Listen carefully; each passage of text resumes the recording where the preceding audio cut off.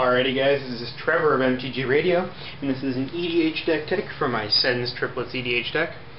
First let's start with the mana base. It's pretty basic. Speaking of basics, it has an assortment of islands, plains, and swamps. A few of each, though I'm not going to get into the details. Then it has non-basic lands, including some techie ones like Academy Ruins and Kor Haven. It has the Karoo lands, some man lands from Worldwake, Vivid lands, fancy little shock lands, as well as the suite of artifact lands, which are pretty awesome if you ask me. It also has an assortment of other non-basic lands: Refuge, Sanctum, Reliquary Tower, Mystic Gate, Esper Panorama, Flagstones of Trokair, Jwar Refuge, Terramophic Expanse, Secluded Glen, Underground River, Tolaria West, and Marsh Flats. So this is the mana base. It's not the best, as you can probably tell, but it works pretty well. So now we're going to move on to the sorceries. The deck has a bit of sorceries, not terribly many. The deck is really an artifact deck, so it runs mostly on an artifact engine.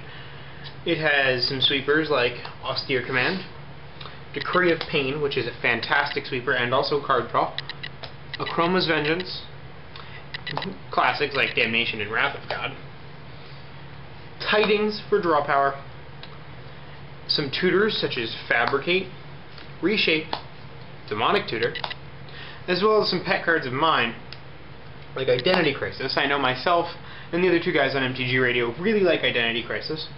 And one of the powerhouses of the deck, Open the Vaults. Open the Vaults can make this deck come back from absolutely nowhere, and it's one of many, many, many reasons why graveyard removal is very strong in Elder Dragon Highlander. So, moving on from sorceries, let's go over to artifacts. Sword of the Meek. I'm assuming y'all know what's next. Thopter Foundry. Mindslaver, and check that art out. That's an altered art from my main man Tom. I don't know who he got it from, but it's really fantastic looking. Lightning Greaves, Sculpting Steel, Scour Glass, Mana Vault, Soul Ring, Chrome Mox, Scepter of Dominance, Courier's Capsule, Coalition Relic, Relic of Progenitus, like I said, graveyard removal, Aureus Signet, Sensei's Divining Top, Gilded Lotus, Vatican Orrery, and everybody's favorite Skull Clamp.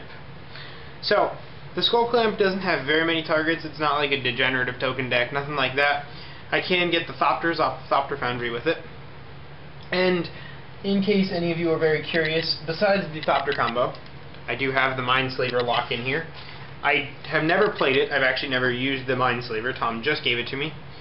But the only reason why I'm using the two cards in the deck is because they are both good, and I don't plan to lock anyone out of the game. So, I mean, if you're going to bash me for that one, then I guess I understand, but it's in the eyes of the beholder, and I really like Mindslaver. Just as being Mindslaver, taking control of someone's turn is always a blast, and I don't plan to lock anyone out of the game. Not my idea of fun. That, to me, is douchebaggery. Now we're going to move on to instants. We got Brainstorm, Thirst for Knowledge, Path to Exile, Telling Time, an awesome staple for EDH decks, Spin into Myth, so you can put their general on top of their deck and then make it go away forever. Some counter spells like Remand, Overwhelming Intellect, really, really good card. Pretty awful in any other format, but because you get up to such high mana in EDH, Overwhelming Intellect is fantastic. Rewind. I don't know whose idea it was to make free spells, but I gotta dig Remand. Cryptic Command, Memory Plunder. And those are the suite of instants. Memory Plunder is actually really good. You can get somebody's sweeper out of their graveyard. You can do a lot of things with it. It's really versatile. So, that's the instance. Now we got some enchantments and planeswalkers. Phyrexian Arena, Oblivion Ring, Rhystic Study, and Tezzeret the Seeker and the Liliana Vess. So, both of these work as tutors in the deck, and Tezzeret is also a win condition. And then Phyrexian Ring does more card draw, Oblivion Ring is removal, especially for difficult permanents, and Rhystic Study is amazing. I mean, some might consider it douchebaggery, but as long as your opponents remember to pay that extra 1, you don't get to draw, and it's really just all around a fantastic card. I would really recommend getting your hands on it if you can, and if your deck plays blue. Now we move on to creatures, probably the least important part of the deck. We've got a bunch of Sphinxes. Sphinx Summoner, Enigma Sphinx, Cascading is fun in EDH, Sharuum the Hegemon, Sharding Sphinx. So that's a Sphinx suite, if I do say so.